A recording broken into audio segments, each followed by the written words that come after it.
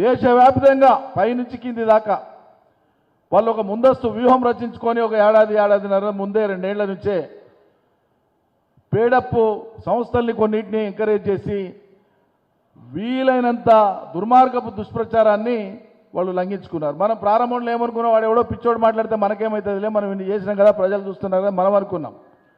కానీ అది రోజు రోజు రోజు రోజు రోజు పర్క్యులేట్ అయిపోయి మనకు సానుకూలంగా ఉండేటువంటి వాళ్ళు సైతం అది చూసి చూసి చూసి వాళ్ళ మెదళ్ళు పాడైపోయింది. అంటే అభివృద్ధి నినాదం 2023 ఎన్నికలలో పని చేయకుండా ఉండడానికి దుష్ప్రచారం అనేటువంటి ఒక ఆయుధాన్ని చాలా బలంగా వాడుకున్నది కాంగ్రెస్ పార్టీ. అందులో వాళ్ళు సఫలమైనారు.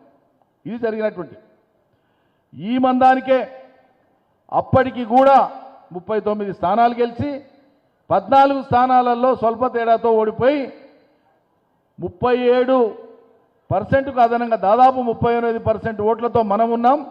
1.85% ఓట్లు మాత్రమే కాంగ్రెస్ గెలిచింది. వాళ్ళకి మనకున్న తేడా 4,40,000 ఓట్లే.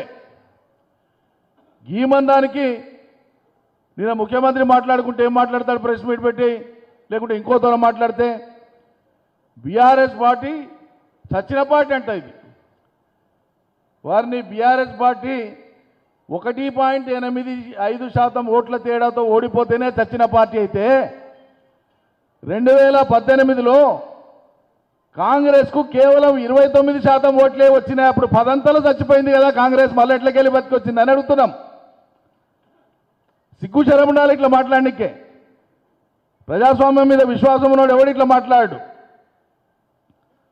మళ్ళీ ఆయన కాంగ్రెస్కి 29 వచ్చి కేవలం 29% ఓట్లు వచ్చి నువ్వు స్వయంగా కొడంగల్లో ఓడిపోయి ఇక్కడ వచ్చి మల్లన్న మీద దుష్ప్రచారం చేసి 6,000 ఓట్లతో ఎంపీగా గెలిచినావు తప్పిస్తే ఓ గొప్పగా ఎంతో గెలిచినట్లు ఎందుకు బడాయంత గెలిచినావు మర్యాదగా పరిపాలన చేయి. బొంద పెడతాం, చచ్చిపోయింది పార్టీ.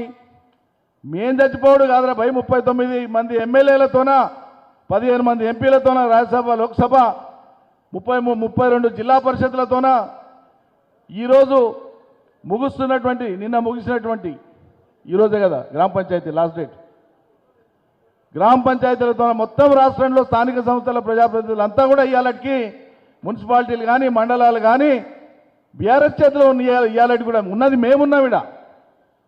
ఇది యథార్థం కాదా? నిజంగా చచ్చిపోయింది ఈ దేశంలో ఎవరు?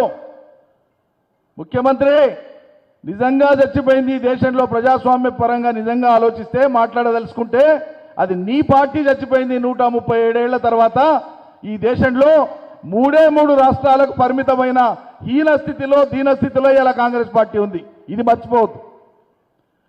కర్ణాటక, తెలంగాణ, హిమాచల్ తప్పిస్తే ఈ భారతదేశంలో మీ చేతిలో ఒక్క రాష్ట్రం లేదు. ఇలా మిగతా 1-2 రాష్ట్రాలలో ఉంటే పొత్తులో ఉన్నారు. సొంతంగా మీ చేతిలో ఉన్నది 3 రాష్ట్రాలు. అంటే ఏమన్నట్లు దీని అర్థం? మేము మాట్లాడదలుచుకుంటే నిజంగా ఇలా కాంగ్రెస్ పార్టీ అనేటువంటిది అంపశయ్య మీద ఉన్నది. అది ముందు దాన్ని రక్షించుకునే ప్రయత్నం చేసుకోండి, మమ్మల్ని గురించి మాట్లాడొద్దు. లేచి మాట్లాడతాం. నోటికి ఎంత వస్తే అంత. ఇద్దరు ఉన్నత విద్యావంతులు సత్యనారాయణ గారు అటు సంగారెడ్డి ప్రాంతము అణగారిన వర్గాల నుంచి వచ్చినటువంటి వాళ్ళు. ఆ సామాజిక వర్గం కొన్ని శతాబ్దాలుగా ఆదరణకు విద్యకు దూరమైనటువంటి వర్గం, ఎరుకల సామాజిక వర్గం. ఆయన ఉన్నత విద్యావంతుడు. ఆయనను ఎమ్మెల్సీగా మనం ప్రతిపాదించినాం. ఆయనతో పాటు డాక్టర్ దాసో శ్రవణ్, ఆయన ప్రొఫెసరు, ఉన్నత విద్యావంతుడు, ఆయన ఒక బిజీ బిడ్డ. వాళ్ళిద్దరినీ మనం ఎమ్మెల్సీలుగా ప్రతిపాదించి పంపిస్తే రాష్ట్ర గవర్నర్ గారు వాటిని ఆమోదించకుండా మడత పెట్టినారు. దాని మీద కోర్టుకు పోయినాం. మీకు తెలుసా విషయం? వీళ్ళ గురించి కామెంట్ చేస్తూ ఏం మాట్లాడతాడు ముఖ్యమంత్రి? దొడ్ల చెప్పులు మోసేటోళ్ళు వాళ్ళని మాట్లాడతాడు. ఇంత హీనంగా, ఇంత అవహేళనగా మాట్లాడతారా సభ్య సమాజంలో? ఒక బీసీ ఉన్నత విద్యావంతుణ్ణి, ఒక అణగారిన విద్యావంతుణ్ణి వాళ్ళ గురించి ఇంత నీచంగా మాట్లాడితే సభ్య సమాజం ఆమోదించాలనా, అనుమతించాలనా, ఉపేక్షించాలనా? ముక్త కంఠంతో ఖండించాలి మనమందరం కూడా. ఇటువంటి అహంకారపూరితమైన దురహంకారపూరితమైనటువంటి వ్యాఖ్యలు ముఖ్యమంత్రి కాదు ఎవరు చేసినా సరే ఖండించాలి మనం. ఏవో ప్రతిదానికి వంటి కాళ్ళ మీద లేసేటువంటి మరి మేధావులు కొంతమంది ఏడా కేసీఆర్ శ్వాస పీల్చే కాడ కూడా కావలి కాసి విమర్శించినటువంటి వాళ్ళంతా కూడా మరి అలా ఇంత దురహంకారపూరితంగా మాట్లాడినటువంటి ముఖ్యమంత్రి వ్యాఖ్యల మీద మాట్లాడారా? సిగ్గు మానాభిమానం లేవా మీకు? ఎక్కడ పోయింది మీ మేధోతనం? ఎవరు ప్రశ్నించాలి? ఇది ఇటువంటివి జరగచ్చా? ఇటువంటి మాట్లాడచ్చా? శాసన మండలి గురించి మాట్లాడుతూ అది ఇరానీ కేబుల్ లాగుందట మనగాడు పోయిన ఇంద్రలోకంకి వెళ్ళి వచ్చిండమ్మా. నాకు అర్థం కాదు. 4 పార్టీలు మారొచ్చినో 20 ఏళ్ల కాలంలో బీఆర్ఎస్ఏ నీకు మొదటి మెట్టెక్కిచ్చింది 2003లా. ఇట్లకెళ్ళే పోయినోడివి కదా.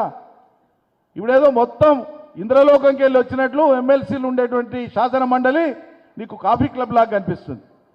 నువ్వేదో పుట్టుకనే మీ తాత ముఖ్యమంత్రి, మీ అయ్య ముఖ్యమంత్రి, నువ్వు ముఖ్యమంత్రి అయినట్లు ఎందుకయ్యే ప్రగల్భాలు?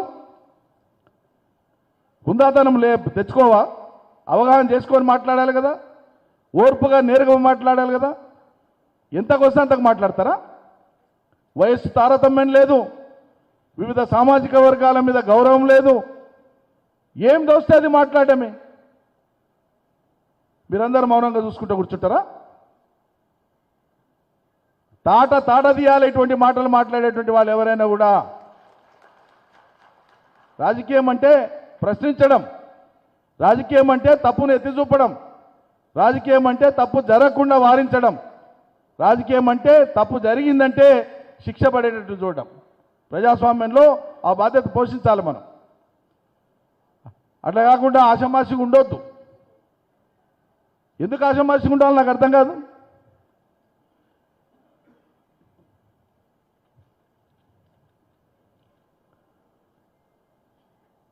మనం ఒక విచిత్రమైన విషయాన్ని మీరు అర్థం చేసుకోవాలి. మీరు ఈ అంశాలని మీ కోణంలో ప్రజల మధ్య చర్చ పెడతారన్న ఉద్దేశంతోనే నేను ఈ అంశాలు ప్రస్తావిస్తున్నా. తెల్లారితే పొద్దుముక్తి ఏం మాట్లాడిన వాళ్ళు ఎట్లా దుష్ప్రచారం చేసిండ్రు? బీజేపీకి బీ టీం కేసీఆర్. ఎవడు బీ టీం రా భయ్? నువ్వు ప్రధానితో భేటీ అయ్యి వచ్చినాకనే కదా అదానితో కలిసింది. మీరు బీ టీమా మేము బీ టీమా? ఎవడు మీలాగతయిండు? ఇంకో మాట అన్నాడు ముఖ్యమంత్రి. గత 2 పర్యాయాలు కేసీఆర్ ముఖ్యమంత్రిగా ఉన్నప్పుడు తెలంగాణ రాష్ట్రం, ఈ రాష్ట్ర రాజకీయ నాయకత్వం, ఈ ప్రభుత్వం కేంద్రంతో సఖ్యత లేని కారణంగా నష్టం జరిగిందని మాట్లాడు. వాయబ్బా అంటే దాని అర్థమైంది. మరి కేంద్రం మాకు సహకరించలేదు, నష్టం జరిగిందని మాట్లాడిన వాడివి మేము బీటీం ఎట్లయితాం బీజేపీకి? మా ఎమ్మెల్సీల ఫైల్ను పక్కకు దొక్కేసి మీరు పంపిన 2 రోజులలో గవర్నర్ ఎట్లా ఆమోదిస్తుంది? ఎవరితో స్నేహంగా ఉన్నారు? కరీంనగర్ ఎన్నిక చూడలే పోయిన 2019, నిజామాబాద్ పార్లమెంట్ చూడలే 2019, హుజురాబాద్ చూడలే. గతంలో 60,000 ఓట్లు వచ్చినటువంటి కాంగ్రెస్ పార్టీకి ఉప ఎన్నిక జరిగితే 3,000 ఓట్లు వస్తాయా? ఎవరెవరితో మిలాఖత్ అయినరు? కాబట్టి ఈ దేశంలో ఏం జరుగుతుందంటే వాళ్ళ మధ్యలో ఒకటే, పరస్పరం కొట్లాడుకుందాం కాంగ్రెస్ బీజేపీ, కానీ దేశవ్యాపితంగా ఉండేటువంటి ప్రాంతీయ పార్టీలను మట్టుబెట్టాలి. ఎక్కడ అవకాశం ఉంటే అక్కడ వాళ్ళని లేకుండా చేయాలనేటువంటి ఒక అంతర్గత కుట్ర ఉంది. ఇది మనం అర్థం చేసుకోవాలి. మన ఉనికే లేకపోతే భవిష్యత్తులో తెలంగాణ గురించి ఆలోచించేవాడే ఉండడు. తెలంగాణ రాజకీయాలను ఇప్పటికే తెలంగాణ వ్యతిరేక శక్తుల యొక్క ప్రాబల్యంలో నడిపిస్తున్నారు. ఒక సెక్షన్ ఆఫ్ మీడియా కావచ్చు, చంద్రబాబు నాయుడు పరోక్ష ప్రమేయం కావచ్చు, ఇతర శక్తుల ప్రమేయం కావచ్చు, వాళ్ళ కడుపులో చాలా ఆనందం ఉంది ఈరోజు. మాకు విశ్వాసంగా ఉండేటువంటి, మేము గొలుసు పట్టి తిప్పేటువంటి వాళ్ళు ఉన్నారు.